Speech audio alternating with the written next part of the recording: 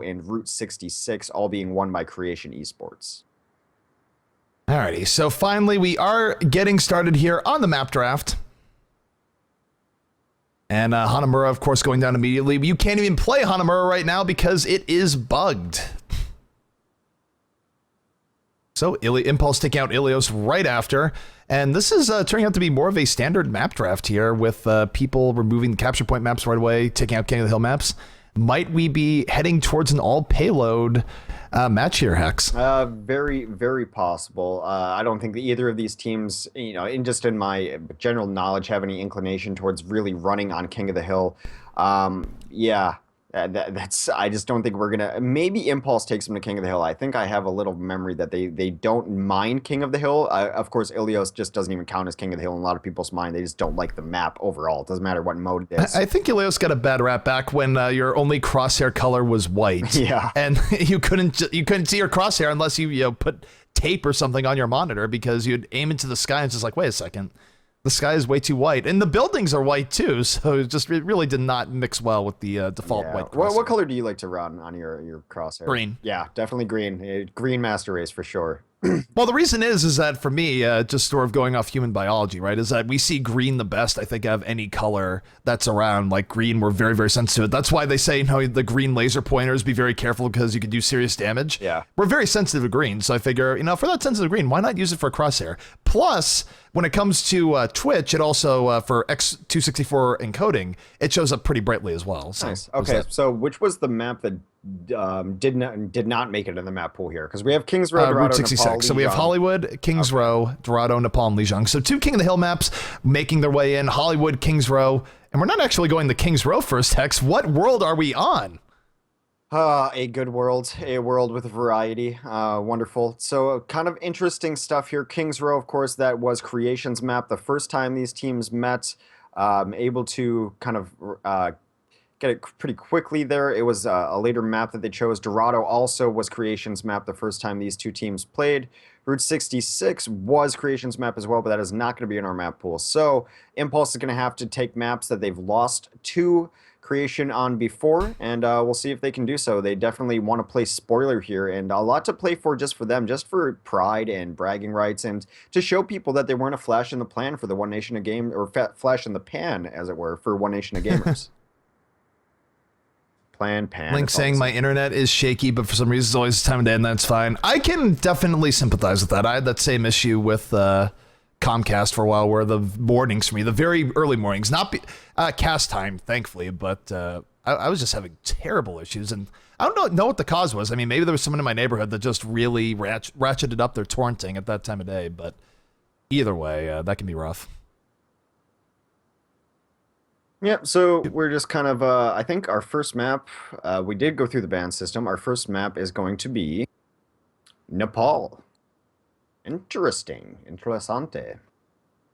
Yep, starting out the series with a bang, going to King of the Hill, and I've really been enjoying King of the Hill recently. We've had some just incredible games. Yeah, starting out the series with a flashbang, most likely, as both these teams will likely run double McCrees here. I know IDDQD, the player, not the team, will likely be on one of those McCrees, and R tier definitely on a McCree as well for the squad of...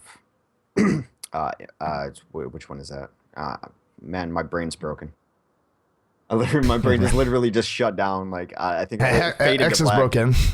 But just a note on the Double McCree note, I mean, certainly from Creation, we've seen them run Double McCree before it was even in style. I mean, they were sort of the progenitors of the Double McCree, so definitely would not be too surprised to see them run it here. IDDQD, as you mentioned, the player, very much on McCree every time we see him, but we have seen him on Tracer a bit too. So if we saw Double Winston, the Twinston, Double Tracer, 2CO, as it were, if that came out from the side of Impulse 11, I wouldn't be that surprised either. Yeah, we had a recommendation through Twitter. We plugged our Twitter a lot. We finally got someone to tweet at us a name for the composition. Someone's recommended Jungle Beats. Not too bad. Jungle was a style of music in the early 2000s. Where does Tracer fit in there, though? Is the only problem. Wow. Sorry. You just dismiss it right there. It's like, who cares? Racism rising to the surface. Seriously. Well, either way, we are getting in here on Nepal. Map number 1. Moving in here. This is Impulse 11 versus Creation Esports. Take a look here at the side of Creation. They're going to be running 2 Lucios, played by Drakeus and Nox, respectively. Artier and Link's going to be on the McCrees, Bromas on Zarya, and Numlocked on Winston. So a bit of a change up here. Instead of mixing in the Zarya, instead of running double Winston, we saw Reunited just do this a little bit ago. Yeah, we've actually even seen this in NA as well, but it is going to be a mirror match. Zebo and IDDQD will be playing the McCrees, likely in Bonnefield and Lucio. Rib on Winston and Nevix on Zarya. So we saw LG actually pepper in the Zarya yesterday on their King of the Hill too. IDDQD on the Mystery Man McCree, Zebosai on the pure white McCree, and IDDQD, the player taking out Artier early on here for Impulse 11. Impulse 11 with 2 quick kills. Drakeus, though, striking right back, taking out that McCree. Both teams fighting for dominance. Now 4v4 as now Creation Esports bringing it back. Very quick early fight here, but Creation starting to turn in their favor, but still very back and forth. Yeah, the beginning of Braveheart is the beginning of this map, as both teams just run straight forward into each other and kind of see what happens afterwards. Nox and Artier able to clean up late there as the point does open up. That is going to be enough for them to feel secure opening point. They are going to get on the chase, actually, too. The Winston jumps in, make sure that they are not going to re-engage there, and that's going to be first point captured for Creation Esports. And honestly, for Creation, I give them the edge in a lot of respects here, just because they have been running Double McCree longer than any other team. Certainly, Double McCree is more meta now, but I feel like they have a little bit of an edge when it's Double McCree versus Double McCree, just because of their experience running this comp. That being said, Graviton Surge out for Creation. They're diving in, get a very quick 2 kills off that. And Creation setting the stage here. Artier with the double kill, and Impulse 11 might have to go back to the drawing board. Yeah, they're going to get chased down and killed there towards the end, too, with Lynx and Drakeus running those kills. Now they're definitely going to have ultimate advantages as well, so Drakeus is going to have that sound barrier. They're going to have both of the Deadeyes up. Yep, both Deadeyes coming up here for Artier and Lynx, and we're going to see just what they do. Impulse 11 taking their time, they come in, out in comes the sound barrier from the offense, but look at this, Lynx, patient, is able to get 1 kill off that Deadeye. Artier explodes with a Deadeye of his own, makes a double kill. And again, Impulse 11 just gonna get pushed back here. Very quick fights, but very decisive. That being said, Zebosai, a little bit of life in him, gets 2 kills before getting taken out. I'm not sure that's gonna be enough, though, for Impulse 11 to get any sort of momentum off this. No, he was the last one alive. I mean, the kills are nice, I suppose it's something, but now they're getting chased very far back. Nevix almost dies extremely early. He does eventually go down to a well-placed right-click from Bromas. Zarya and Zarya crime. Zarya and Zarya crime, a very real thing. They're gonna have to wait for Nevix here. Nevix does have a Graviton Surge. 76% for Creation Esports here. They're in a very good spot. And really, it's going to come down to Impulse 11 using all their ultimates together here, getting the value they need, and taking from control of the middle. Here they go. They're moving forward. Graviton Surge, though, up for the defense, catches them off guard. 3 quick kills for Creation. The Graviton comes out towards the end for bad idea. Impulse 11, but that was not worth at all. I mean, he had to use it because they're going to lose this point anyway and the stage subsequently. You know what's really kind of a synergy that we don't talk about maybe often enough is when you're running a Winston and a Zarya, the Graviton Surge is good, and you don't necessarily need an ultimate follow-up because Winston's Tesla Cannon cleaves. He just sat next to that Graviton and just held down the primary click and just did a ton of damage. Really just using science to annihilate the other team. Yeah, definitely, and we'll see if there's any change-ups here coming out from the Impulse 11 side. That was relatively dominant coming out from Creation. Again, I just think they're a little bit more comfortable on this double McCree meta, but here we go. Round number 2, Nepal heading your way. And Creation on the verge of going up a quick 1-0 over Impulse. Yeah, this might be a map where at some point you may see someone run in a second Winston if the Zarya is not getting the value, but the Zarya value on King of the Hill is so huge because that Graviton is such a game-changing ult. We start with Ring Around the Rosie here as both teams take alternating paths. Yep, both teams sort of trading off spawn positions here, both looking for the proper initiation. Really momentum a big deal here on the stage of Nepal. And we see Impulse 11 charging in recklessly. They get punished for it. Artier and Numlock with 2 quick kills as Creation filling up the kill feed in their favor. And this should be first point cap in favor of Creation. Yeah, a little better that time from Impulse 11 as they were able to grab a couple kills there. It wasn't as one-sided as some of these fights have been. At a certain point, though, Impulse 11 has to either think of switching up their composition or just, you know, maybe a different style of engagement. does not look great for them so far. Zebo again with a late kill there. They are going to be able to attack now 6v5 because of that late kill from Zebo. So now they're able to get on the point rather uncontested, flip it over on their side. Signs of life. Zebo definitely putting the team on his back here. Got 2 quick kills. Was able to give Impulse on a bit of hope, and now they have control of the point. And really kind of a mistake there by Creation Esports. They could have held very strong, kept the momentum going, but because Bromos got picked, things went very, very against them. Yeah, that being said, Bromos has built up a lot of ult charges, getting a Graviton Surge soon.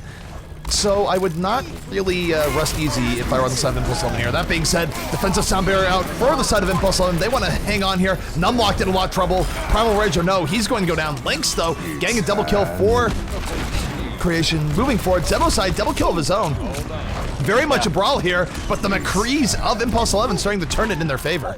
Yeah, Lynx got super greedy there. He could have solo kept the point, but he dove in trying to get a kill. It was ended up getting taken out on that McCree. He was alone on the point, could have actually had this. They could have got like 20% more off this. They are going to eventually flip this point back over, but a mistake that could have cost them you know, the cap, and it did cost them a ton of percentage points. They could have had probably 30 to 40 by now. Definitely. Take a look here at Bromos. Bromos does have the Graviton at the ready. Could be dropping it in. Does drop it in. Has 100% charge. Moving forward is Bromos.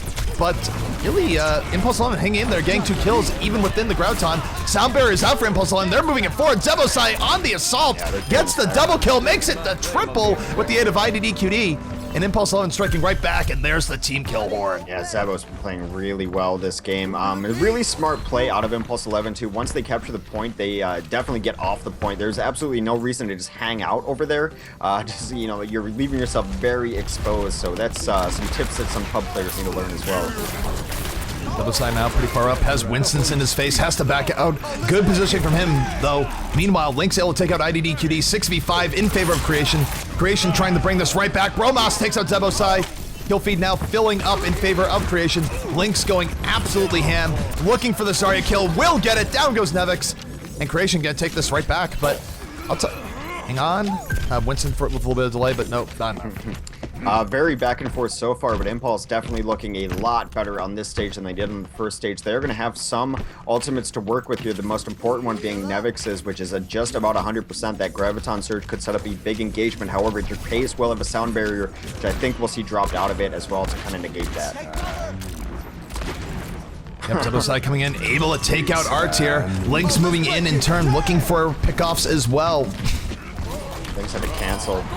Lynx with a double kill in the end, getting value, patience being rewarded, and Impulse on looking like they're going to get pushed back here again. And really, if they are pushed back, this is going to come down to the next team fight, where whoever wins the next team fight might very well win this game. Yeah, I didn't see where Nevix ended up using his Graviton. I don't know how I completely missed that, but that's unfortunate that they weren't able to actually use that to capture the point back. They are going to put presence on the point, and they're going to force a fight. Graviton might be coming out. Here's a Graviton.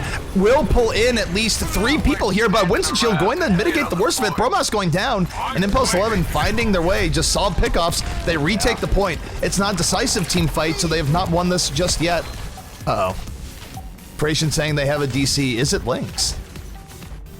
Very well could be. It is Lynx. That is pretty unfortunate here. They're going to have to fight this 5v6. Yep, they have to stay in here. They can't delay. I mean, if they don't get back on this point, it will be Impulse 11's round. IDDQD going in strong. The kill feed absolutely in favor, as Impulse 11 going to even it up 1-1. So they are going to go back to lobby here, and we're going to wait for Lynx to reconnect. That said, though, I think it's, you know, it's fine. The disconnect did not lose them the game. They were in a great position, was Impulse 11 to really secure that point. They had sound barrier up, what you saw towards the end.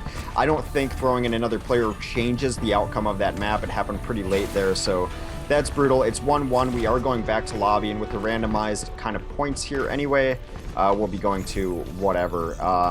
We might actually try to get back to this stage. The server is closed due to an unexpected error. Good enough. It's been a rough day.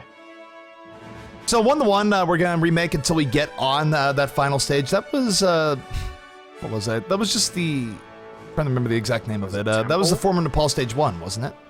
No, it was 2, I think. No, was it? No, because we already at 1, and then we went to 3, so it was former 2. Former 2, okay. Yeah, which is the wide open one with Widowmakers. Widowmaker Tracer is generally what you see on that map. So we'll be going to that just as soon as Lynx gets back in. More connection issues in general as of late. I think part of it has been Overwatch, part of it has been people. I don't know why. It just seems like the internet has been breaking.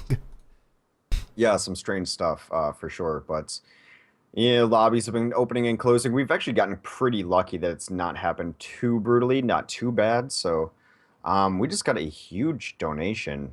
I don't know if it just Did happened, we? but there's a $175 donation. Of course, the dollar coupon code on top. You got to be frugal even with $170. And it's from JADSW. Just says hi. Hi. Hi, indeed. Just like, hi, I'm JESW, and I just greatly boosted your tournament prize pool. Thank you so much, JESW, for the donation. That's awesome. And the Yeah. players definitely going to appreciate that. Yeah, thank you very much. Now, if you want to get on the action, that is !Matcherino, which I just typed in chat because I didn't know the link offhand. So type that in chat, sign in upper right-hand corner. It just runs right through your Twitch account, which you're already signed in on. Coupon code is Overkill. I always think that my job is not done until we've exhausted those coupon codes, so please do so if you have not already done that. You can see our payouts there as well. We've got percentage points already, but first place right now is slated to take away $2,250. Second place, $1,200. Third place, $720. Even fourth and fifth place is getting paid out here. Everyone's making some cash in Overkill. Yep, it's a great time. One of the biggest, I think, the biggest Overwatch event coming out thus far, and it's only going to get bigger going forward. I mean, 5,000 for this tournament. Who knows what will come in the future? Yeah, well, I mean, the future seems bright for Overwatch. We've had just great viewership numbers too, and I mean, just the big thanks to you guys. We always talk about our sponsors, but our sponsors would not be with us if we weren't getting people to tune in. So you guys tune in, then our sponsors are able to put money into the prize pool, which we can use to attract teams, which gets us better games, which makes you guys tune in. Like I like to say, it's the circle of life, the circle of esports. The circle of esports, the circle of selling out. Yeah. Or buying in. Well, you know, it's like Whatever look, your fancy. you got to pay the bills at some point, right? These players got to get paid. They get paid because our sponsors want to sell their products, and like it's been pretty easy because, you know, if we're trying to hawk junk on people, I'd feel bad about it. I do have a conscience deep down buried under all of this hair product. So yeah, it's nice to be able to actually sell people stuff that I think is cool. And like we've met with the guys from Matcherino. I just think it's a really innovative, cool thing, and we've met with them. DX Racer, of course, I can attest, very comfortable. My lumbar is feeling very supported, my lower lumbar. And G2A, you know, save a couple bucks on games, and you can use that money in the prize pool or put it towards a chair. So, you know, it's pretty easy to sell out, and I know it's kind of a joke, and my character now is as the sellout guy, and I'm fine with it, actually. But It adds, good I mean, stuff. it adds personality. Yeah, well, I've got that in droves. So right now we are just waiting here. They start here. We're going to be having some starts and restarts here, probably, unless we get really lucky. We are looking to get on the Paul stage 2, because that's where the final map would have been. Yeah, well, Divix... Just sort of working around the disconnect. Yeah, when we had to roll last night, Divix rolled us right into the correct stage here, so he's pretty lucky. I wonder if he bought his lottery ticket last night on the advice of the players after he rolled right into the correct stage. So let's pray RNG's. So what are the odds of getting it the first time twice in a row? It's like 1 in 6, right? Yeah. Well, I mean, either happens or it doesn't. So 50-50. That's what Hearthstone has taught me. That is not math. Pretty sure it is. Oh my goodness. Either happens or it doesn't. 50-50. My caps lock still eternally broken, but we are just about ready to go in here. This is map number 1, Nepal Creation Esports versus Impulse 11.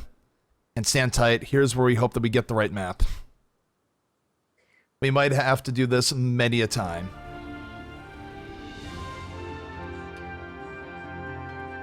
Wrong one. Wait, is it? Wait, did I saying how lucky? Did we get the right one? I don't think it's the right one. Maybe I was wrong in the map that we're trying to go to. I thought, isn't this the one we played first? No, No, this is the right map. Awesome. Wow, that... Dvex might have to go get a lottery ticket. That's amazing. No, that's not amazing. Well, Link's DC'd again. Not like this. Maybe he can get back in the next 20 hope or he so gets seconds. back in. Give it your all. See, now we're not going to get this again. Now we have spit in the face of the RNG gods, and... He disconnected from TeamSpeak, too, so he's just getting internet issues. Let's get Oh him back in man, as soon as possible. Yep, don't know what to say about that. Rough stuff. How do you want to fill the time now? What should we talk about? I mean, we were talking about bread a little bit earlier, but do we really want to open that can of worms? No. That pantry of worms. Well, we're in EU. What's something very EU? Have you traveled to Europe? What's your favorite country within the European Union? Traveling to Europe, I've traveled to Europe as a kid with my dad when my dad was in the military and we went all around, but memories are pretty hazy. I think we saw, let's see, where'd we visit? We saw Spain, Germany, Italy. Okay. Of course, I lived in Portugal for 2 years, but on Terceira Island, if that counts. Not mainland Portugal. Very cool. I think that's about it for EU experience. Maybe we've had a flyover in some other European country, but those are things that stand out to me. Okay. I would like to visit Malta. Apparently, GosuGamers, a lot of our big wigs at GosuGamers are stationed in Malta. Perhaps go out there and meet those guys. Just a cool country, just a little island nation. I've been to Italy. Went to the Coliseum. Kind of underwhelming, actually. I thought it was going to be bigger. I'm used to giant American sports stadium. This is my Americanism coming out. I was underwhelmed. Although the Parthenon was cool in Rome. Rome was fun. I almost got pickpocketed. I did not. I hung out with some Irish guys in a pub in Rome. Wait, how do you almost get pickpocketed? He got like into my pocket and then like my headphones fell out of the pocket. It was not what he was looking for. It was actually these headphones. That's how long I've had them. I mean, did he not hold on to them, or did he just go, I think just like drop I them? think he saw that there were these headphones. It was like, I threw them on the ground.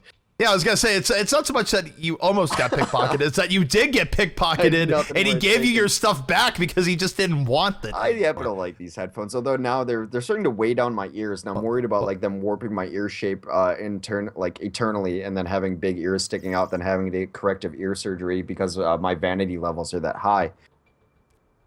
So yeah, Rome was cool. I've been to Frankfurt. Frankfurt's also very cool in Germany, and I spent a month in Prague, and I would love to spend another month. I would like to spend years in Prague. Prague is cool as hell.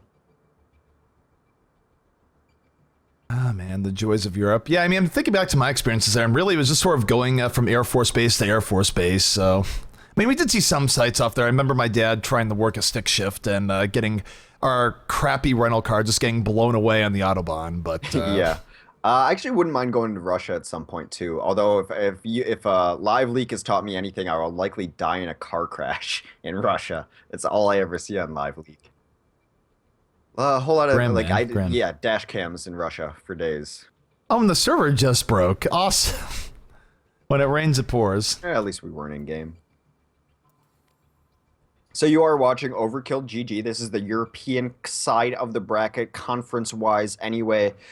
Creation has a lot to play for. They need to win this set, then get some help later on to get that second seed and play Luminosity Gaming when we go intercontinental here after Beta comes back on break. I believe that is the 8th and 9th of May, as we're slated to do that there. They need to beat Impulse 11. We're trying to get back on King of the Hill. We've had some internet issues, some disconnects. So that's why we're talking about our favorite places in Europe. EU is the best country in the world, as everyone knows. So tell us your favorite spot in the best country EU. Haha. Ah, man. People just still fall for it, though. That's why I say it. Like, I will still get people calling me a dumb American for thinking Europe's a country. And, you know, I'm for it. Well, that being said, we're waiting for Lakes to get back into the game. He does have a minute. Otherwise, Creation will have to run with a sub here in our second set of the day. Yeah, Mendo hanging out in chat. Good to see Mendo still about. Probably memeing his little heart off. Lynx has returned. Cool. Now we're in a situation here where if he does DC again, we're just going to have to play it out. But knowing our luck, we're going to be restarting for about 10 different times to try and get back to that stage in Nepal because we have just spit in the face of the Overwatch gods. Yeah, how dare ye. See, like, I try not to insult the Overwatch gods because I still like getting legendary loot drops. Any recommendations on skins, by the way? I have like 2,200 currency. 2,200 currency. I don't think there's any new updates. Yeah, I think given there that the will be beta is either. going down on Monday, and my guess is that you're not going to get another chance to spend that currency because when it comes back up, it will be wiped. Yeah. So I should, you know, spend them while I got them. The interesting thing for me is I wonder if open beta is going to be no wipe. A lot of times for Blizzard games, open beta has been no wipe, but they haven't confirmed if it would or would not be wiped. I don't know. What, going from closed to open, you mean? Yeah. Okay. I mean, when the game because you releases, figure from open beta at that point, then it's kind of fair to not to have it be no wipe. I mean, that's how Heroes of the Storm did it. I mean, it's all cosmetic, so it's fair anyway. But, you know, people will find a way to play it, I'm sure. Yes and no. People are pretty darn serious about their level racing. Yeah, I mean, that's a fair point as well. So can we just wipe the levels and then I get to keep my hats? I'm a TF2 veteran, man. Do you have any idea how important hats are to me? Just imagine, what if they added hats into the game at the very end that you could throw a hat on any skin? They're just sort of a now introducing hats. You would get a lot more TF2 people coming over, I'm certain. Get some unusual effects going on here. The prices for TF2 hats on the Steam market just absolutely amazing. It's like, wait, you have a Sunbeam hat? I've sold some Take hats all for real of my cash money. before. I probably sold a little too early because now my hats are worth more than they were when I sold them. But I've definitely PayPal'd out on my my unusual hats. Got a couple $100 here and there. Of course, did not recoup the thousands I probably spent on keys. Well, I don't know if it was thousands. I definitely spent more than I made back on hats. I can probably say that pretty safely. All right, so we should be getting in here on Nepal in just a moment. Both teams getting back in the game. Creation Esports versus Impulse 11. Some delays here, but I think we're just about ready to go. So I'm getting good information from chats that Europe was founded in 1848 by Walker Texas Ranger. When he rode a horse across the Atlantic, he called it the Eastern USA, which is why eventually it's abbreviated to just EU. That makes sense. I can get on board with that. Yeah, I mean, I'm pretty sure that's what I was taught in school. Some quality. I haven't seen that before. I don't even think it's pasta. It's just a good joke. Well done, subs. What? Oh, no. We didn't get the right stage. Yeah, Here we go. Fine. That's fine, though. That's Do not adjust expected. your sets. We're going to be reloading multiple times over here. Keep rolling. Did we get it on the second try? Oh my god, we got on the second try. All right. Yep, a literal god, Dvex. T-Vex, Hey! perching on his throne. Definitely some Fonzie level stuff. Happy days. Double meaning there, really. Anyways, taking a look here at the side of Impulse 11, we are going to have, from the looks of it, likely on the Lucio, Zebosai on McCree, Rib on Winston, Nevix on Zarya, IDDQD on a second McCree, and Vonathil on a second Lucio. Yep, this is the EU meta for King of the Hill. We're going to see it on both sides. Artier and Lynx will be the Cowboys. Dracaeus and Nox will be the DJs. Numlocked on the Lones, or on the Primate Scientist, and Bromos on the Russian Scientist. Wait, is Zarya a scientist? Is that I don't lore? know. There's like black holes and a lot of energy stuff. I'm going to give her the benefit of the doubt. All right, benefit of the doubt. Here we go. This is effectively round 3, by the way, for those who are just tuning in. We had some tech issues we had to remake, but this will decide who wins map number 1, Nepal. All right, yeah, so we are in round 3. This is for the map. As you mentioned here, team's just going right on the point, brawling it out. We'll see how things shake out here. Yep, both teams trading up poke. Surprisingly, one's gone down. Yep, and Zebosai will get taken out by Lynx. Lynx with first blood, looking for IDDQD. He's going to get taken out by Rib, however. Artier now the last remaining McCree for the side of Creation. Trying to hang in there. Rib able to get a kill there for the side of Impulse 11. And really back and forth here, but positioning-wise, definitely positioning advantage to Creation. See Winston leaping in. Impulse 11 coming right back in. They pick up 2 kills, are pushing Creation back, and they might have a very, very quick turnabout here as they're contesting a point. They have 5 people on the point, and they're going to take this back immediately. Yeah, only Lynx getting some kills there for the side of Creation there. And yeah, I mean, the next fight is actually going to be pretty important to watch here as we're entering the ultimate phase of the game. So we'll see how that one shakes up, but definitely nice early capture though. But, you know, it just flipped it around. Even teams now. Here comes the skirmish. Sound barriers are out for both teams. Both teams want to be protected by that beat. Both teams still at full, but IDDQD able to take out Lynx. First blood of this push. Nevix on the Dracaeus with the Grouts on Surge. And IDDQD going to get booped off the edge by Nox, but really back and forth here on both sides. And Impulse 11 might be hanging in here. Yeah, phenomenal Graviton coming out from Nevix. Grabbed 5, maybe even 6 there. I couldn't count. They started dying off in the midst of that black hole. Really well played on the ultimate there. Now they do know that that ultimate is going to be off the table. Does Creation, and they're going to have it up for themselves. So they're going to try to replicate what just happened to them as they push in here on this next off. Bromos not wasting any time getting in there, charging himself energy-wise. Graviton might be coming out here in a moment. Thought he had a golden opportunity there. Decides to hold on to it. Winston Shield is down. Now that's used. Graviton could be coming out here in just a moment. Sound barriers are out for both sides. Link's able to take out IDDQD. And Graviton comes out, but Bromos pays for it. But his sacrifice will be remembered. A quad kill off that Graviton, as Creation Esports striking right back, getting control of the middle point. Yeah, the cleave damage does so much there. That Tesla cannon on 4 heroes. They all got cleaned up eventually by the Peacemaker of McCree as well. Very back and forth fight for the map here. They're going to be almost dead even by the time this next engagement comes. It's going to be like 52 to 52. Yep, Link's moving in, doing what he can do. We do see IDDQD, the player, coming in with the Deadeye. Does not get much on it just yet. Still holding on to it. Meanwhile, Link's with the Deadeye of his own. Artier takes out Zebo. The Deadeye going to do its work on the Winston, as now Creation Esports find the other groove. They are going to win this team fight handily.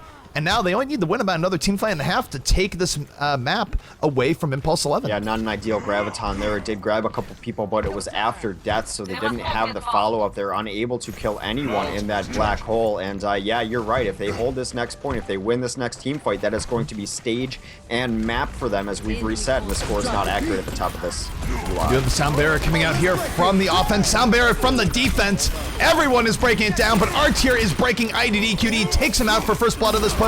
The Link's getting into Nevix. 3 kills for the side of Creation, and really just good patience on their ults there. They time it a little bit better. Good McCree play, and this might be mapped to them. There it is. No overtime happening as Creation Esports striking first blood 1-0 over Impulse 11. Yeah, holding what they need to do. Like we said, they need to win their sets here, and then hopefully get some help from Impulse 11 against IDDQD to take the second seed. It is not over for them. There is hope yet remaining. They need to still hold this here. A nice start taking Nepal as map 1. Yep, and Impulse 11 again, they're a good team. They made that very, very close, but they just have this trend here where they're not able to put it all together within a single map, so they end up losing maps. I think they're now, what, 0-10 overall in the Overkill.gg league, but it really doesn't reflect how good they are. They're taking a map. They take, okay. Yeah, they beat Creation on Numbani. Yeah, and I think that they did beat Creation on the map. Yeah, so yeah, because I remember I was rooting for them as just like I was rooting for Grouchy Desperados last night. I don't like anyone to get completely squadooshed in a tournament. Get that goose egg out of the map column at the very least. If you're not going to win sets, at least win a map. It's just, you know, no one wants to see someone get blanked. It's awful. So we do have our next map. We will be heading to Dorado. That is the choice of Impulse 11. It's going to be Creation Esports versus Impulse 11. Creation up 1-0. They will be on the attack first, and let's see if the defense of Impulse 11 has any surprises in store for Creation. Yeah, this is a map that these teams have played on before. Of course, Creation was able to win that a first attack time of 750, I believe. So not the fastest attack time that Creation has put up on this map. So we'll see if they can improve on that. Impulse 11 going to be trying to stymie them with a defense here. It'd be interesting to see if we see Widow play coming out. It's been kind of on and off. If one team runs a Widow, then both teams do. If neither team runs a Widow, then neither team will run a Widow. I mean, it's been kind of up in the air. It's been a coin toss lately. But definitely teams that favor Widow here, wouldn't be surprised to see Lynx jump on a Widow for Creation Esports. So, loading in Dorado, here we go. Map number 2 of set number 2. Impulse on looking to reverse their fortunes. Creation looking to keep the dream alive that they might be able to steal the number 2 seed away from IDDQD. Yeah, we do see some Widowmakers being queued up here, and Zebo and Lynx look like they're gonna start a battle. It's been a really interesting transition into like a Widow meta on this map, especially. We did not used to see a ton of Widow run on early Dorado, especially in Beta 1. I didn't see a ton of Widow in general in Beta 1, but Beta 2 they've really kind of found her groove here, and it's been a Widow battle on Dorado nearly ever since, especially in EU. We'll see where the defense comes out, though. They are now rostered up completely. Vonethil, actually, there is one Lucio still changing back here. That is Rib. Vonethil will be playing the one and only Lucio, likely on Symmetra here. Going to be trying to get that teleporter up. Everyone gets a little buff on the shields, including Zebosai on the Widowmaker. Rib will be playing the Reinhardt. Nevix on defensive Junkrat. He's had some great Junkrat games in recent memory. And IDDQD on the lone McCree. Meanwhile, take a look here at the offense coming out from the side of Creation Esports. We're going to have Nox on the Lucio, Numlocked on Reinhardt, Bromas on the Zarya, Lynx on the Widowmaker, Dracaeus on Mercy, and Arts here on the McCree. And Lynx is definitely going to be one to watch here. Lynx has absolutely gotten off on offensive Widow, and he, just on his picks alone, he could will Creation the victory here on Dorado. Yeah, him and Zebo are going to be locked in Mortal Kombat here. Really, the Widow picks early on are going to determine the momentum of this first push. And Lynx right now not wasting any time looking for the pickoffs. In fact, is he going for the flank here? Oftentimes we've seen Widow go to the, far back, go for the flanking and actually have success, but nope, he's just going up this direction right now.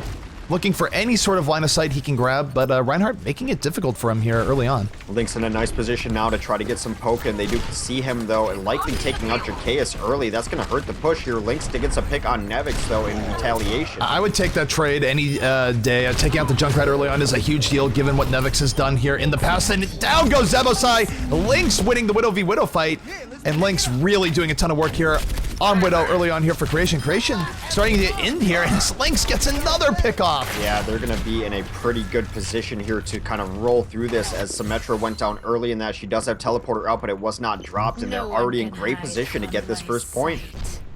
Yeah, Zebosai coming out, going to be looking to end Lynx's reign of terror. Here he goes, looking for the pickoff. Lynx actually getting knocked off. We do have an offensive Groudon, though. Bromas with the double kill here so far. Zebosai is able to take out Lynx, but in the end, it's not in time, as Creation saying a very, very quick time here for the first point. Yeah, only 2 up for the defense now in a rough position. Nevix switches off that Junkrat, even though he had Tire loaded up. He's going to run a 76, perhaps helping take down Lynx, at least distract and pepper him from a distance. And look at Lynx. Lynx here, very far out, looking for those picks. Sees the McCrees coming in, has to back out a bit. Does get a little bit of Widowmine poke, but Lynx having himself a game here thus far. And we'll see if he can get even more as they move forward. Yeah, positioning here up at the top, that Reinhardt shield is taking a ton of damage. Nevix is trying to just get any kind of damage poke he can in down as Soldier 76 here. Zebo wins that side of the Widow battle, though, takes down Lynx, and off of that, they're going to chase down the rest of the team. Yeah, they're chasing it down. They know they have the 6v5 advantage. Zebosai not really with them, though, so it's more like a 5v5 here. They have to be careful. Note that Lynx now switching on to the Genji. He'll be back in a moment. Artier taking down Rib, and really Creation handling this, pushing from the defense pretty darn well. Yeah, Rib missed his charge a little bit early on, ended up shouldering one of those columns rather than another player. He was punished for it. Oh, look at that! The Deadeye getting interrupted by Artier with the flashbang, but he is immediately punched by Zebosai. Zebosai going off on a triple kill right now thus far. Looking for more if he can get it. Doesn't have to worry about Lynx on the other Widow. So Zebosai freed up to sort of go ham here. And he's able to take out Numlocked as well with that Widow's Kiss. Yeah, that's just straight up hubris, though. Just goes after him with a machine gun. I mean, after a 3K, you feel pretty invincible.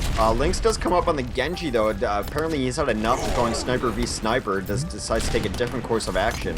Oh, let's break it. Damn! You have the Sound Barrier coming out from the defense. Defense moving forward. IDDQD able to take out Nox, but look at Lynx. Lynx coming in the back as Genji. He's close to having Dragon Blade. He's doing a lot of work, but again, shot down in his prime by McCree.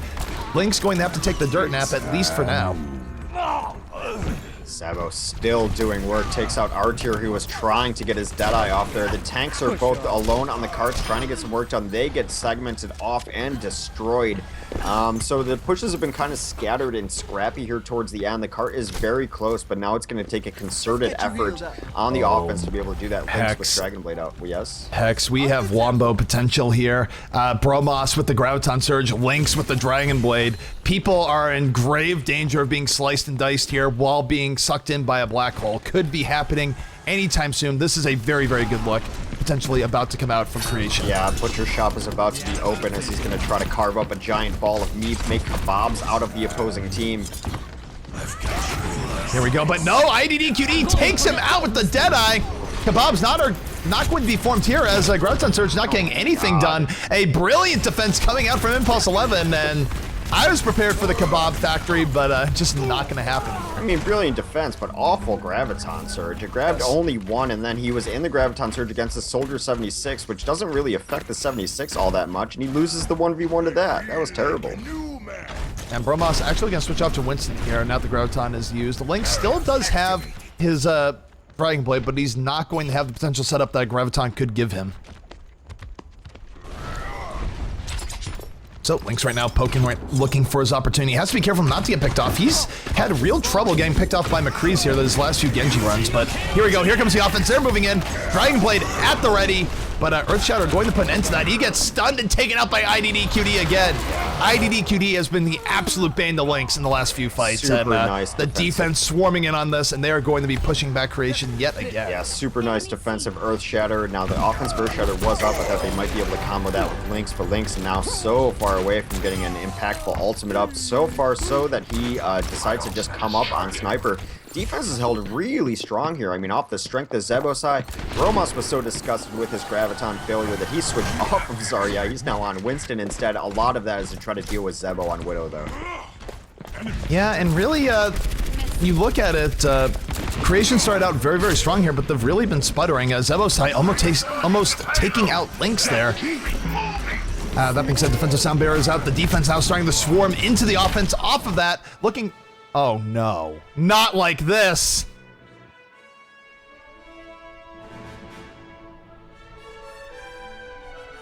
That's not good. R.I.P. R.I.P. indeed. How much time is left there towards the end? I feel like we need to just recreate that if possible, but that's a little crazy. Yeah, it's so hard to recreate exact situations in Overwatch just because ultimate percentages and things like that. I mean, they're such an important factor. Probably gonna have to just be regame. I don't know. As always, I defer to the intelligent people in the community, the admins. Yeah, the server's definitely having some trouble and then some. Pretty rough stuff. I don't know. This has been making things a little bit rough. I mean, we're trying to deal with it, but Yeah, we dodged some bullets yesterday, and now we're catching them in the chest today. You know, mid-match is really rough. That's discouraging to the teams. It's kind of hard. I mean, at a certain point, even your fatigue sets in. You've been playing the same map, and you can't get a game done on it. I mean, just rough. There's no other way to say it. It's bad. It's bad when the server shuts down in the middle of the game. I can say that definitively and with passion. That is an opinion I hold. Yes, it definitely is. And, you know, I mean, there's not too much to say. I mean, usually Overwatch doesn't do this. I mean, this is really the first time we've ever had server issues of this sort in all of Overwatch going all the way to Beta 1. So it's not the norm. It's just something has been breaking today, unfortunately. Yeah, it's been happening the last couple days more prevalently. Maybe the stress test did not test enough, but we are on EU servers, which I'm not sure maybe got the most love in the stress test either. I don't know. It's all magic in a series of tubes to me. So I just wait to hope that the game fixes itself. Meanwhile, I'm treated to Noir Widow, which you get with the Origins edition of Overwatch. By the Overwatch Origins edition. It's a pretty good skin, but you know, while we're in here and shilling for our favorite skins. I'll move to my in-game view here, but for me, it's all about the Huntress Widow. Yeah, it's a nice one. I like that as well. It's very Black Sails to me, a show that I was watching for a while there. Enjoyed that. I'm considering buying Rain Dancer Pharah just because I want to try out skins that I think I'm going to want to buy when it resets. And Rain Dancer Pharah is pretty good looking. I like the color blue and I like Pharah, so it's kind of a match made in heaven for me. I'm yet to decide on a very good Roadhog skin. I'm not in love with the Mako skins. Sharkhog. Yeah. I don't know. It is the best for me, one, but it's not great. You know, I don't know. Something. Get my thought out though. Definitely for Widowmaker, gotta go with the Huntress skin with the ICU intro. Just like one of the best in the game. Yeah, I'm a fan of it. It's more fun than Noir. I mean, for reference, guys, for those who are wondering what the Noir skin looks like, on the off chance you haven't seen it in a billion different promotional things, I'll switch to that real quick here. Here's a Noir skin. So not too bad. Don't get me wrong. I mean, the really cool thing I like about skins, right, because you can't really see your skin, but they've done a lot of work on the weapon models themselves. I find like the weapon models that come with the skins very cool. very interesting stuff. Like the Reaper Nevermore, like his models are now like bird heads with glowing eyes. It's really cool stuff. So you get to enjoy your skin while other people can enjoy it from a distance. You could actually get your view models changed a little bit too. So that sniper rifle looks pretty badass for the Huntress Widow as well. Yeah, I mean, honestly, the funny thing about the skins is that really this is just the beginning. I mean, we're going to be getting way cooler skins as time goes on, and just fun times. We're going to look back at this side and be like, do you remember there's only a handful of skins in the game? Yeah, I mean the Pharah, the rockets change shape and everything. I like that the skins, the V models change. Even maybe her origin skin isn't the best one. We called her UPS Pharah yesterday, which I'm sticking to. Yeah, the origin. Yeah, I'm not a fan of Origins Pharah. No, it's not a good look. Well, again, we said that mostly because her other skins are pretty awesome. Even just her non-legendary skins are pretty great. Jacqueline Anubis, pretty great skins as well. So even if you're not rolling in the currency like I am, you can buy some pretty nice skins for $250. Yeah, I mean, the epic skins, I mean, there's a lot of value to be had there. I think for some heroes, in fact, they're the best skins. I'm not a fan of either of Tracer's legendary skins, but her Posh skin, I think it's called, the black and green, looks incredibly cool. Yeah, I got that. Of course. I'm a big fan of that one. Although Slipstream is pretty cool. That's a good origin skin. Of course, the Envious guys, pre-rip and all that, we're always, I'd use that skin and be like, look, you're playing Monster Energy Tracer. It's like, okay. Got to show. It is kind of their color scheme. Zarya finally got some good skins. This Goth one just wasn't really doing it for me industrial-wise, but the Siberian front ones are pretty good too. Siberian and Arctic, nice looking skins. And Hex, I'm getting lobby. We're going to try and move this along quickly. Try and make up some time. But here we go, back on to Dorado. One could hope.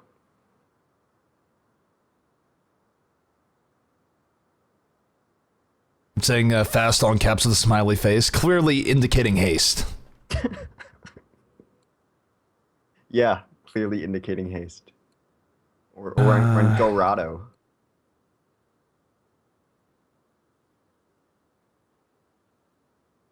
T-Vex saying, I never forget. Man, I was hoping for a break here today because, of course, after the Overkill League here, we're getting into the Curse Monthly Tournament immediately after, and what time no breaks for me. What time is that? Go ahead and 7 p.m. Eastern. Okay. So. But now it's 3 p.m. Eastern. I mean, we have three... Normally you'd think this is plenty of time, but... No. Right now, how we're getting through the sets at the moment, pretty rough. Yeah, we do have 2 more best of 5s to go throughout the day. So hopefully the servers stabilize. That's all we can hope for. Pray to RNGesus that the servers stabilize. We don't get booted out again. But they're going to have to try to recreate the success they had on first point capture here. But then the defense stabilized. It was very back and forth. I don't really even know who to call this. Granted, we saw about 7 minutes of action on Dorado, and I still felt it was very even. Yeah, I mean, Dorado, that's a little bit rough for Impulse 11 because I thought that they had a really good defensive hold there for a while. They're saying they're not ready. Oh, man, this is a day fraught with technical difficulties. This is happening a bit yesterday, but not quite as frequently. But, we do what we can do. Yep, there's only so much you can control. The rest is up to the gods. Gods just, being the mythical beings, not the player on Luminosity Gaming. Although maybe it's up to him, too. He played that well, that maybe he has that much control.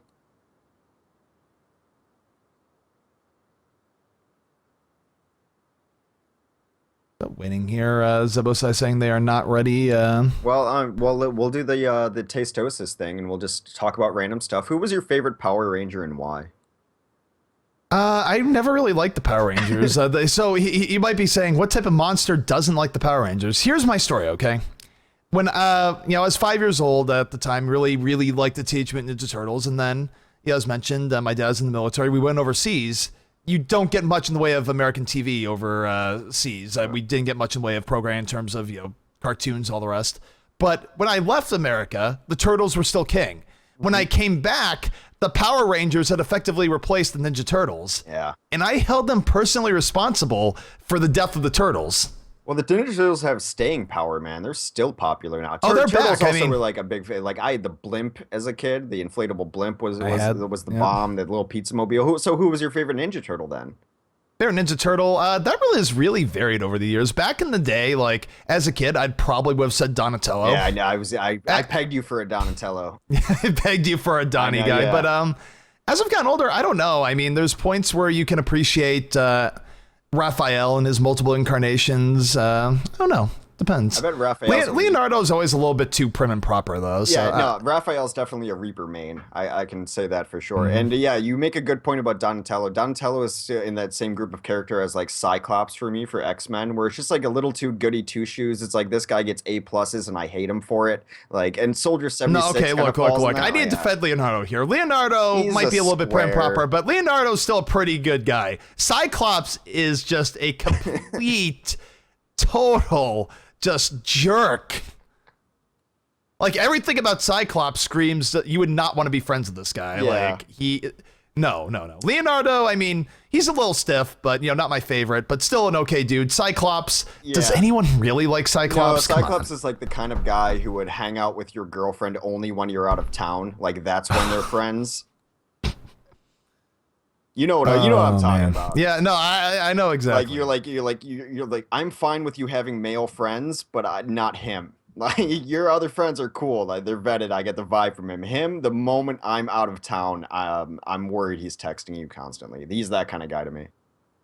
An underdog in the Ninja Turtle universe that I really dug though is Casey Jones. Big fan of Casey Jones.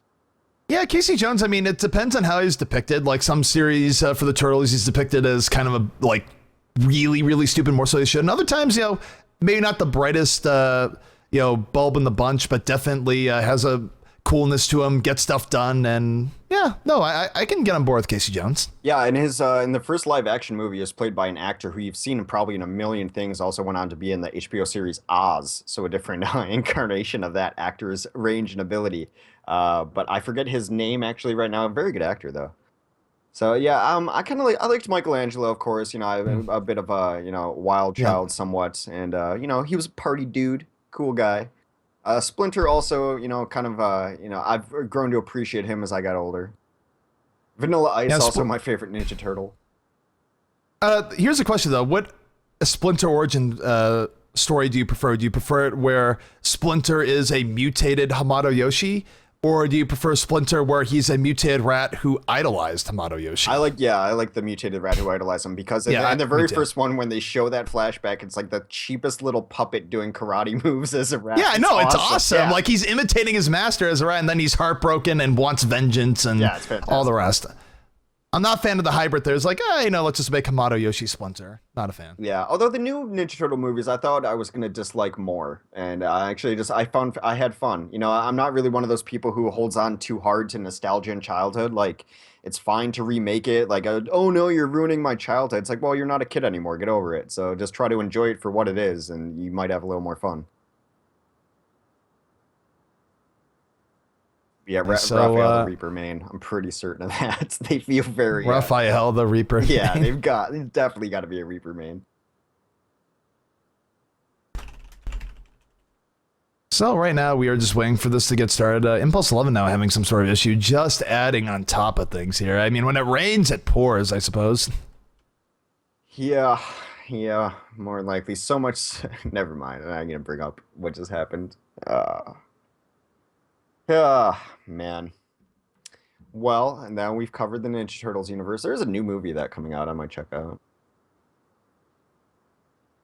With Megan Fox, I believe, is April O'Neil. Terrible. I'm just going to say terrible and leave it at that. It's not. All right, we are finally ready. Wait, here we go. All right, thank goodness. This has been, I'm sorry for all the, time that we've had to fill here, but here we go, finally getting back into Dorado. Let us begin.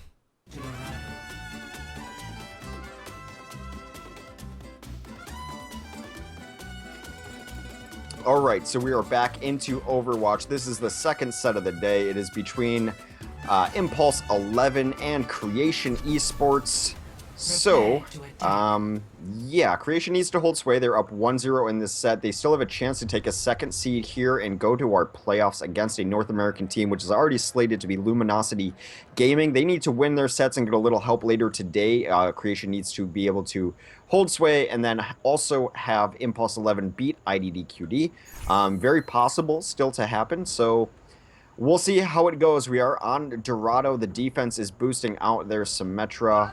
That is Symmetra going to be played by Likely. Zebo is going to reprise his role as Widow. Rib will come up as Reinhardt eventually. IDDQD, the player, not the team, on McCree. Nevix on the defensive Junkrat. And Vonathil rounding it out as most Lucios do on Lucio. Most Lucios do on Lucio. Well, I mean, he always rounds it out. Yep, Lucio oftentimes in that 6 spot. Meanwhile, take a look here at the offense coming out from the side of Creation. They're going to have Bromos on the Zarya, Lynx on Widowmaker, Artier on McCree, Dracaeus on Mercy, Nox on the Lucio, and Numlocked on Reinhardt. Of course, first go about here, Lynx absolutely devastated Impulse 11 for the first point, but then sort of fell off after. We'll see what changes come out here. Unfortunately, Remake is the name of the day here with all the tech issues.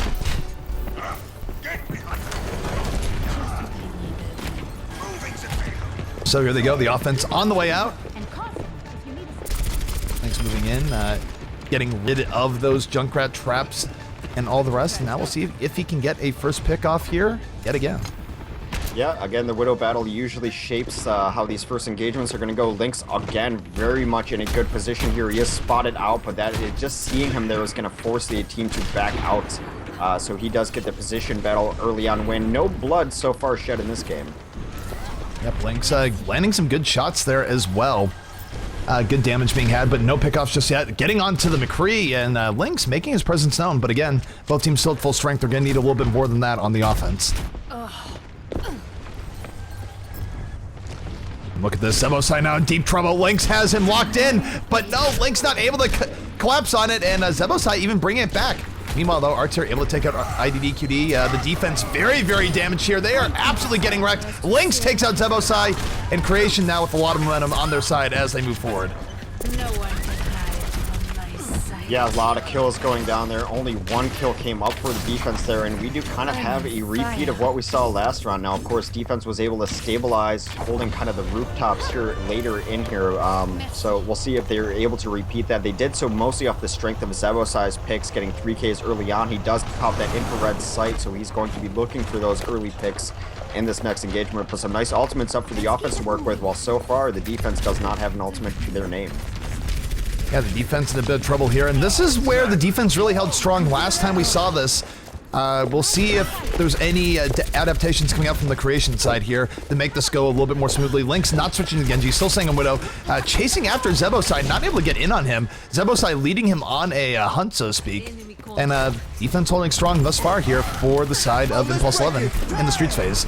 Vonathil dropping the sound barrier, defense now being very, very aggro, moving in, trying to take this out, but the offense just backing out and giving them space. Yeah, Zebo, now he's reprising his role as king of defense here. He gets a pick on Nox early on. A very nice pick as Nox was getting near a sound barrier, which would have led to the initiation. Lynx with a huge grapple shot takes out Zebo. Yeah, Lynx getting right back in as Widowmaker, takes out Zebo. Artier with the Deadeye takes out IDDQD, and IDDQD was really the problem here for Creation. He was absolutely just ruining Lynx last time we looked at this, but Creation coming out with a different look here, moving forward. Lynx able to take out Vonathil. A lot more momentum this time around for Creation Esports. Yeah, they're definitely looking a lot better here. Now they are going to get the second point. It'll be interesting to see if we see hero transitions or switches going to this last point. One of the harder points to push in all of Overwatch is the last point of Dorado. Oftentimes you see people switch onto things like Pharah to really take advantage of the vertical open area here. Zebo with a pick on Lynx, a nice, kind of staging point for the defense here. Yeah, Zebosai striking right back. Zebo having some good moments here, especially, I want to say last map, but it's really technically this map. The last map doesn't count because of server issues, but absolutely nutty. Nevix leaping in. In goes Nevix, getting in here. IDDQD at the follow-up. Double kill for IDDQD. Nevix setting the tone, and the defense going to be pushing back the offense on this run. Yeah, I'm just unabashedly going to be rooting for offenses the rest of the day, because the faster we finish maps, then we get a completed time in, then we don't have to redo maps. then I have a better likelihood of getting like a half-hour break to get something to eat. I mean, I might not be eating today until the end, and then I'm gonna be packing for a flight to PAX. And I've accidentally lost like 10 pounds. pray for me, guys. That's all I gotta say. It's gonna be one of those days. Bromos going in, has Grouton at the ready, gonna suck them in. 3 people going down. The follow-up from R tier is real, and Creation just threading the needle there, absolutely wreaking havoc on the Impulse 11 side. And now things not looking great for Impulse 11. Might be up to IDDQD to do some sort of big Deadeye here. We're gonna find out in a moment. Vonnefield dancing around though, being very annoying to this Reinhardt. He does stay alive, which is hugely important as he has Sound Barrier up. It's the last hope for the defense. They have a ton of ultimates up here. I think they're going to be able to hold, actually, just based on what they have in their pocket. Deadeye coming out. IDDQD does take out R tier, but he has a Reinhardt in his face. Doesn't care. Takes him out as well. And Impulse 11 fighting right back. Sound Barrier doing a lot of work for them. In they go. Down goes Nox. But look at this. Numlock was in the back pushing the cart. Sneaky, sneaky, him and R tier. And R tier even gets a double kill as well. Not the worst look for Creation at the end. Yeah, but it's fine, and actually it's just one of those very small moments that ends up kind of deciding a game. Vonnefield was being chased down by the opposing Reinhardt. He was skating his little heart out, got back near spawn with about 20 HP left, if that, but he was able to stay alive and make that timing for the Sound Barrier perfect. That's what allowed them to hold on defense there. Some switch ups though. Bromos coming on the Reaper. Link's now switching onto a Genji. Yep, Link's hoping that Genji will help him out. Link's, of course, is a very good Genji. He didn't really get a whole lot done in the last map. IDDQD was really harassing him. And look at this. IDDQD takes out Numlock right away, goes on the double kill. He is absolutely carrying right now for the side of Impulse 11. But oh my god, the back tap! Oh no, Link's! Genji is a ninja, but that was a ninja. Oh no. Lynx and Bromos, they switched to heroes intentionally for that back cap with those mobility traits. Bromos was in on that back cap as well. They're saying this is play the game from Numlocked. I call BS. This is not play the game. Play the game was what we just saw by coming out from Lynx. Oh man. Yeah, it was Lynx and Bromos. They used, you know, the teleport ability from Reaper. Lynx, of course, can climb walls as a Cyber Ninja. They both got back there, put 2x on the cart, which was very close to capped anyway, and just sneaky back caps. I love back caps. It's a cool strat, but they feel so bad when they happen to you. So 5:16 is the time being set. I feel a little bit bad here for Impulse because they would have had a better defensive time if there was not the restart.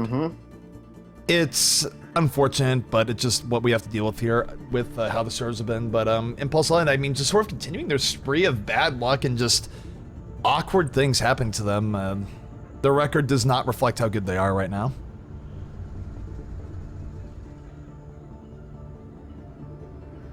Wow, Hex.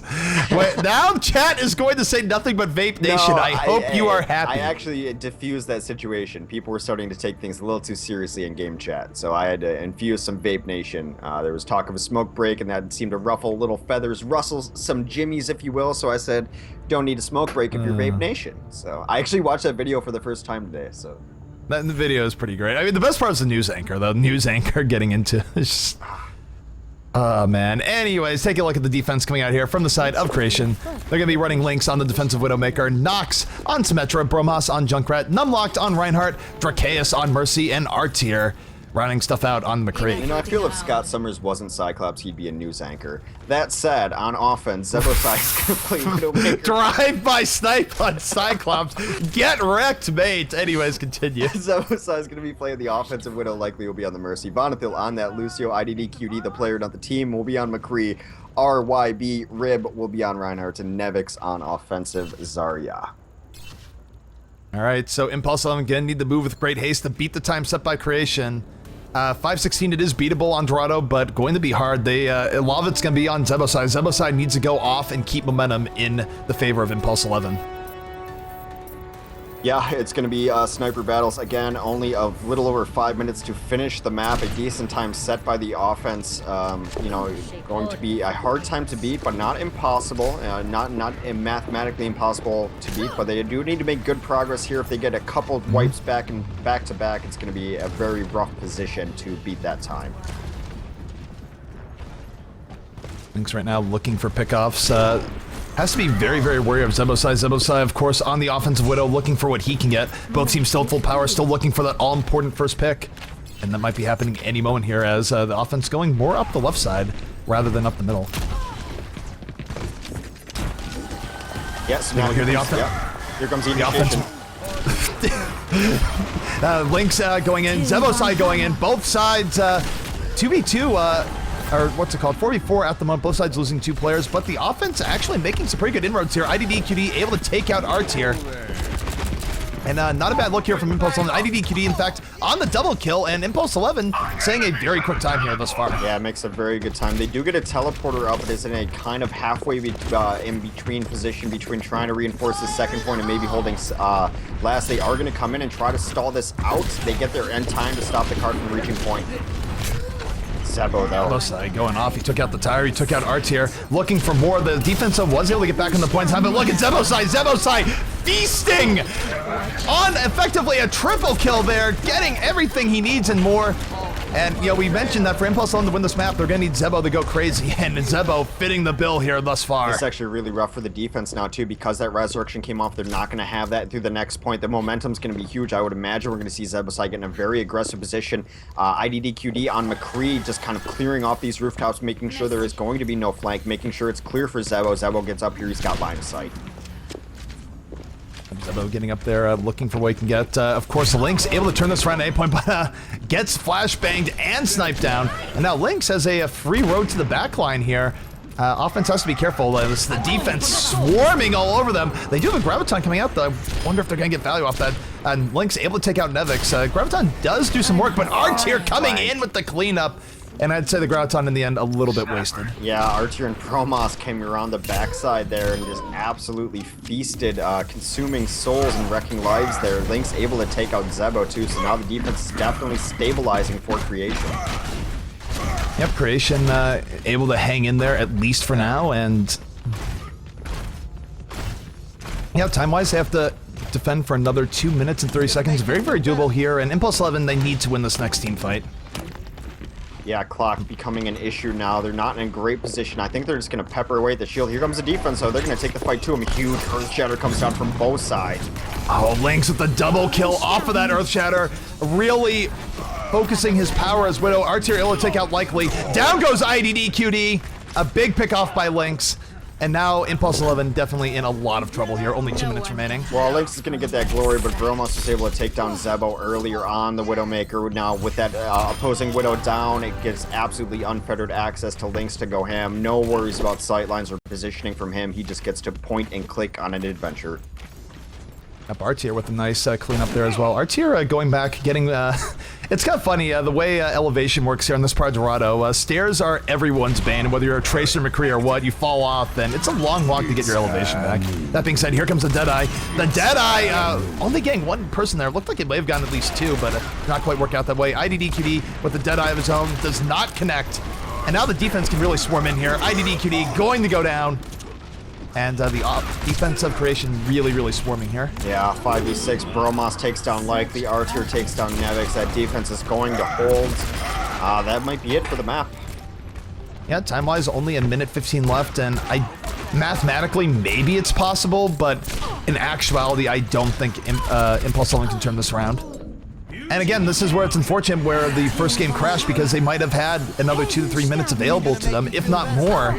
And this would be a different set, but unfortunately, because of how the crash worked, they're fighting from behind, and Lynx just going ham on a double kill right now, aided by the sound barrier, looking for more. Down goes Vonathil. Lynx just going crazy to put the nail in the coffin here for Impulse 11, and now Creation Esports up 2-0 here in the second set. Yeah, they're doing what they need to do. They have to take care of their business, maybe get a little help later from this Impulse 11 team against Team IDDQD. But they need to hold sway. They need to win their sets. They're 2-0 in this series. We finally finished Dorado. Hooray! And we'll be going to a map 3 momentarily. Send us to lobby, Devix. Devix, send us to lobby. To the lobby! He can't hear me. He'll hear me momentarily. I'm sure he'll Skype message me telling me I'm an idiot. That's what friends are for. Tell you that you're an idiot. I mean, you know, at some point you have to be real. You have to keep it real. They know me well enough to know that I'm an idiot. All right, so we are going back to lobby. Impulse 11, their map choice for third map. They're going to have to do the reverse sweep if they want to come back here in the set. And like I said, Impulse 11 definitely has a little reason to be salty there. They did get sort of the bum deal of the servers, but that is out of anyone's control, unfortunately, and just where we are at the moment. Yeah, I mean, there's nothing to do about it, nothing to be said about it, just how it worked out. Unfortunate, again, for them. You know, I don't know. I guess it's lucky that Impulse 11 isn't necessarily fighting for a spot in the playoffs or anything like that, so because that would hurt more. But they do want to win every map. You know, when I always mention taking any map, taking any set. When people look back on it in a month from now, a week from now, memories are short in esports. They're gonna be like, they're not going to know what or why happened. All it does is look like a win or loss in the column. At the end of the day, the numbers tell the story to most people anyway, without context. So we'll see how it goes. But yeah, rough stuff there with the server going down. It's hopefully we don't experience any more of that today. Yeah, and this is where, you know, cross your fingers, hope for the servers to behave. This is the second set of the day. If Creation's able to win the next map, we will move on to our third set of the day. And our third set of the day, let's see what that is. I believe, is it IDDQD versus Creation? It is IDDQD versus Impulse 11. Okay. So and then we end out the day with IDDQD versus. No, you end the day. Oh, no, we end the day versus Creation versus Rian. Never mind. Yeah, you tried. Ah, man. Losing track of everything. In fact, the match checker is a little bit messed up because it has both these matches going at the same time because we've had so many delays. Yeah, it's been a little bit rough, but we got a lot of tweets from some teams. You know, Creation Esports are reunited, have been killing it on their Twitter accounts. Very good for them. It's pretty much all my notifications are Creation Esports tweeted something you were mentioned in, so very cool, and reunited as well. Yeah, definitely a lot of love coming from the teams on Twitter. Of course, you can follow Hex, Twitter at Hexagrams. You can follow me, Twitter at TempoZP. It's a great way of supporting your favorite casters, your favorite organizations, all the rest. Twitter followers and all that, they actually do matter. Yeah, and you know, you and I are both not very Instagrammy like Twitterers. We Instagrammy. Well, you know what I mean. I'm not going to send you a picture of my lunch. Yeah, so like mostly just about Overwatch stuff. I don't think I've tweeted anything that's not Overwatch related in the last 6 months or so. So here we go. Lijiang Tower, Impulse 11 looking for King of the Hill to change their fortunes, but of course the first map was Nepal. It was a really, really close set, but Creation was able to take that, so Impulse 11 hoping that they have a little bit more luck here on everyone's favorite King of the Hill map, Lijiang. Yeah, this will be some mayhem in the middle. You know, Monkey in the middle, as it were, as well. So we're going to see both compositions being identical here. Double McCrees. Now on the Impulse side, it's going to be IDDQ'd and Zebo on those McCrees. Double Lucios, likely in Bonathil. RYB or Rib will be on the Winston. And Nevix will play Zarya. Not one for standing around. Yep, meanwhile, taking a look here at the side, coming out from Creation Esports, it's going to be R-Tier on the McCree, Bromos on Zarya, Lynx on a second McCree, Dracaeus and Nox on a pair of Lucios, the 2CO combo, if you were, and Numlocked on Winston. 2CO.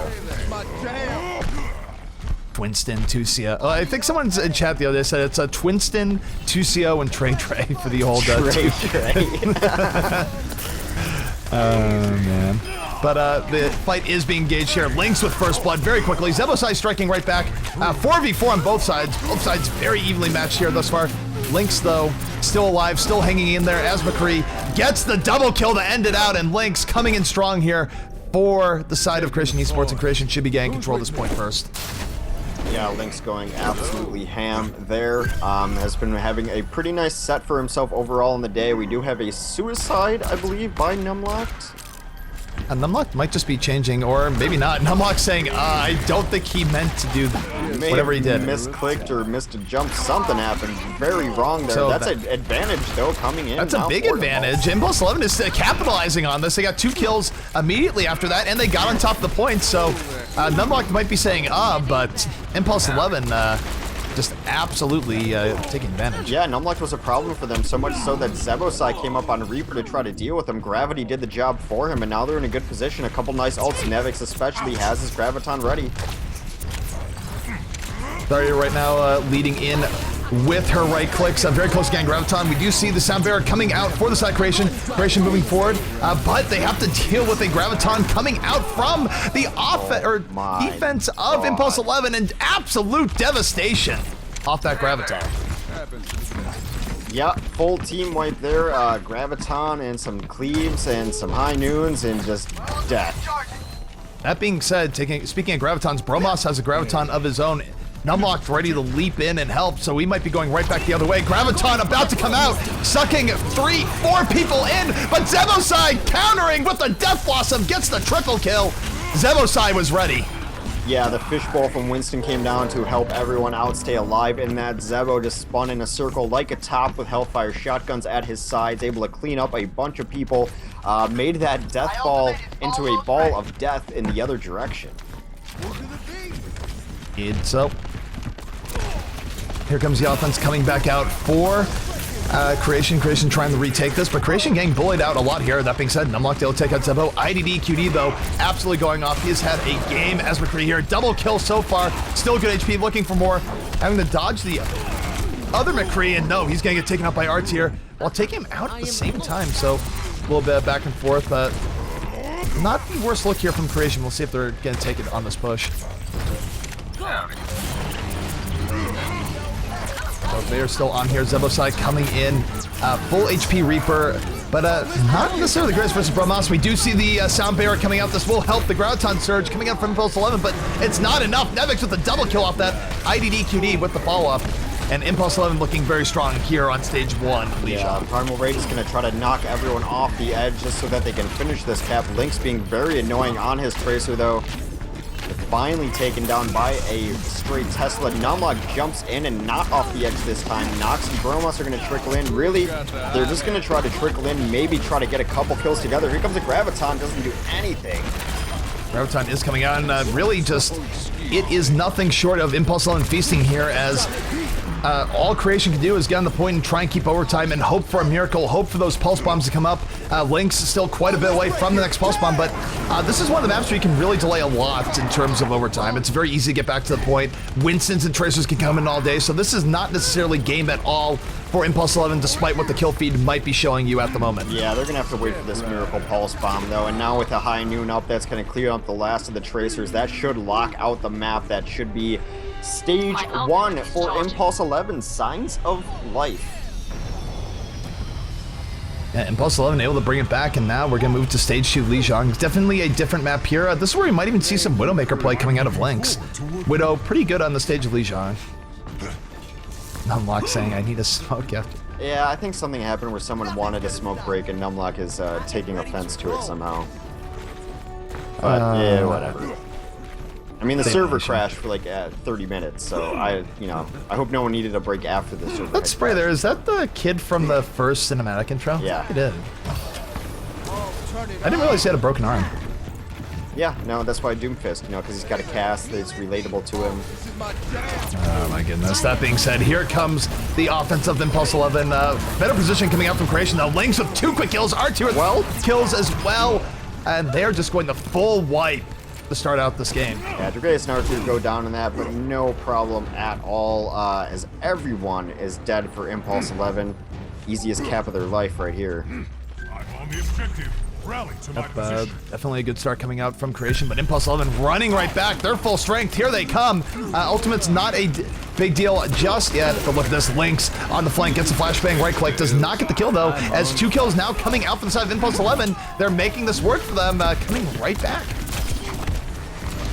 Yeah, tons of kills. Lynx with the only blood drawn for Creation Esports. Nox adds a kill in himself, but again, this is going to be a flipped over, and yeah, 1-1 as far as team fights go, and we're going to see a pretty much equalized point here momentarily. That being said, here comes the offense of the side of Creation there, moving in. Deadeye coming out for Lynx. Lynx looking for it can get, oh, that looked so promising, and in the end gets absolutely nothing. Still, he's flanking in from the back. Everyone's grouped up. Nevix striking back with the melee, and Nevix could be dropping a Graviton here any moment. The defense of Impulse 11 holding strong. Yeah, decent killer towards the end from IDD QD. Zebo now has his Deadeye up as well. Winston is going to do his best on the point, but I think he should get out of there and not die. That is a smart move there from Numlock. He does evacuate the area, as he was not going to wrestle control back at that point. We have the big Graviton coming in here soon. If they all come in clumped off that other side, they are setting Nevix up for glory. Yeah, they spot it. Wombo time could be on the way. Zebosai, of course, has a Deadeye. We do have the Sound Barrier coming up here from the defense of Impulse Line. Graviton is out, not getting as much as they might like, but IDDQD able to take out R-Tier on the prowl as McCree. Drakeus, though, striking back. Still not a bad setup here for Impulse 11. They are hanging in there. IDDQD still at really good HP. Flashbang down, helps take out that Lucio. Yeah, Sound Barrier kept him alive through the Graviton, but simply the follow-up fight was very one-sided in favor of Impulse 11, and they're 30% away from winning a map. Yeah, I'm going to note there, too, that Graviton was really wasted on the side of Creation. They got absolutely no value off it, and now they're not in a great situation here. They have to make something happen this push, or it may very well be GG. They're speed boosting and they're going in, but the defensive Sound Barrier is out. IDDQD with the Deadeye getting value. Nox, though, striking right back. Might have booped him off the edge, I'm not sure. But Zebosai is going to go down to Bromos. Bromos pretty darn charged up. Very back and forth here. The last gasp for Creation Esports here on Lijiang. Bromos, though, going to go down. Winston Tesla Cannon, too strong. And really, Impulse 11 hanging on to their momentum. Yeah, Numlock I mean, he was lucky that there were 2 tanks and they chose to target Zarya instead. Numlock was able to get some kills, and that was able to allow to charge up that Primal Rage. And since that moment started, they've been absolutely able to flip it back, take control of this point. It's not over yet. Yeah, no, not over yet. They are able to get back in, but they're going to hold here for about 3 full team fights. Not impossible. We've seen them do such things in the past, but Creation definitely having some trouble here on Lijiang thus far. And we'll see if they can hold. That being said, they do have 2 Sound Barriers up. This is going to be a little bit hard for Impulse 11 to crack at least in one push. There we go. The fight is engaged. In come the Winstons. Graviton Surge is out. R-Tier in the back on the Deadeye is able to get 1 kill, unlikely. IDDQD striking right back. Nevix in trouble, though. Isolated out. The McCrees of Creation Esports doing some work. Winston getting in on the point, and this is all sorts of back and forth. Not clean for either side, but I will say this, Creation starting to turn the tide of the fight in their favor, pushing them back. Romos with a big double kill at the end. And looking pretty darn good here for Creation. Yeah, they're going to walk into a pretty even fight next time, though, but both Deadeyes are going to be up as everyone else hit Q. All the support ultimates down. Bromos might be able to negate it with a Graviton Surge, but really is going to come down to probably this next fight for the stage. They're going in, but the Graviton Surge is out in favor of Creation. IDDQD, though, takes out Bromos. R-Tier at the follow-up Deadeye.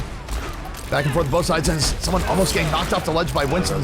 Came very, very close. Or no, Zebo did get knocked off by Winston, so Primal Rage finding its mark. And now this is danger time for Impulse 11 as they try and take this round. Might not happen. It might be going round 3. Numlock has been playing out of his mind, like playing pissed off since he jumped off the edge in that first stage there. And he's been playing angrily.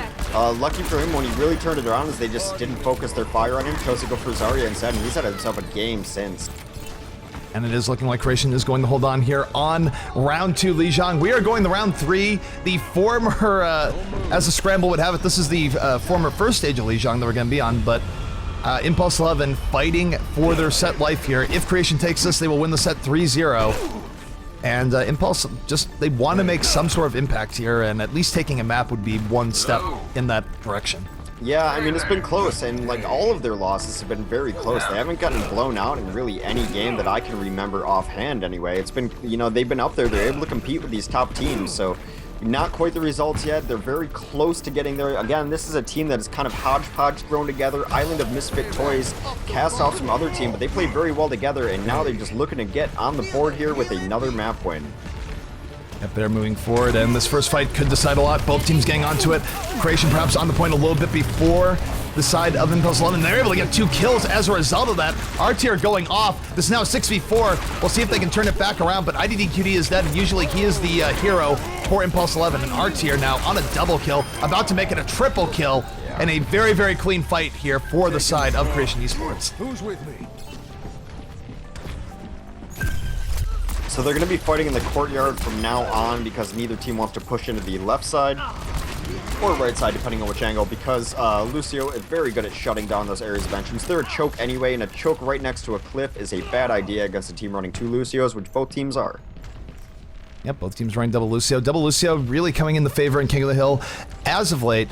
That being said, we'll see what the offense of Impulse 11 has in store here. Take a look at IDDQD looking for his moment. fighting the McCree here in the back, is able to take out R-Tier. Still 5v5 as the offense moves in, and Lynx being absolutely suffocating in R-Tier's place. Down goes IDDQD, down goes the Winston, and this should be a full team wipe in favor of Creation Esports. Is likely running for his life, but no, going to die to the Boop. Not getting knocked off the ledge, but just, Boop does decent damage at points. Yeah, I always forget that it even does any damage. I always feel like it's like Air Blast, but it actually does do significant amounts of damage. And I've seen Lucio's use it lately on Hollywood to clear out Sentry Nest, because Hollywood, you generally put all 5 sentries from Symmetra on one, but that Boop clears them off completely. Here comes a Graviton Surge coming out from Creation, grabbing a whole bunch of Impulse members. R-Tier with the follow-through. That is a quick 4 kills for Creation.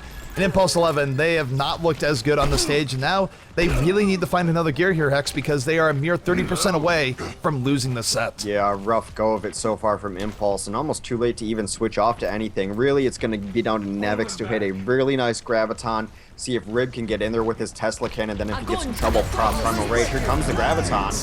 Graviton is coming out from the side of Impulse 11, but look at this, Lynx in the back with the Deadeye. Only gets one, though. IDDQD doing a lot of work with his own Deadeye, moving in, takes out R-Tier, looking for more. IDDQD on a rampage, and that might be exactly what he takes out Lynx. Yeah, 5K IDDQD just absolutely representing. Well, we've seen even back to the One Nation of Gamers tournament that when he goes off, as does Impulse 11, he's really the closest thing that I've seen to a hard carry for a team in a while. Not that the rest of his team doesn't play well, but when he is on his game, Impulse 11 is a different team. That being said, Creation coming right back in, not wasting any time. Winston's are out, Primal Rage is down. R-Tier will take out Devastator. No, IDDQD is knocked off the ledge by Numlocked. Yep. And Creation just coming right back with a vengeance. They're going to buy some time on this point. Rib is going to Primal Rage, stay alive for a little bit longer, preventing that flip from happening. He tries to get in towards the end, is taken down eventually. Now, they're 99. They might even prevent overtime here. Now they just have to keep it in overtime, but a Deadeye coming out from R-Tier. Defensive sound barrier is out. We'll see if this is enough. A big Deadeye connects! Triple kill for R-Tier. Nevix saying GG. They don't think they're going to be able to keep it in overtime, and probably not. Rib not there in time, and Creation Esports going to take it 3-0, but again, doesn't really tell the tale. I mean, both King of the Hill games extremely close, and arguably Dorado could have gone a different way if not for the server crash.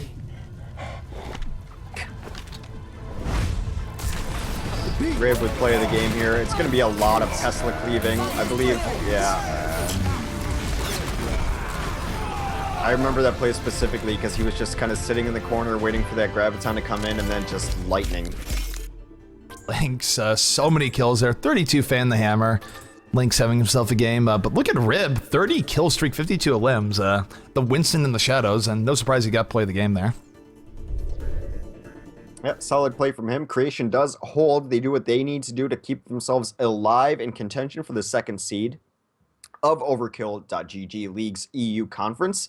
They need a little bit of help from their friends in Impulse 11. Impulse 11 needs to be able to beat IDDQD to make IDDQD's score overall worse, and then it's going to be up to Creation again to beat Reunited. So a lot still needs to break in Creation's way to be able to take that second seed away from IDDQD. Reunited already has their number 1 seed locked up, I believe, at this point in time, just on their head-to-head against IDDQD earlier. So that is the set we will be bringing you next.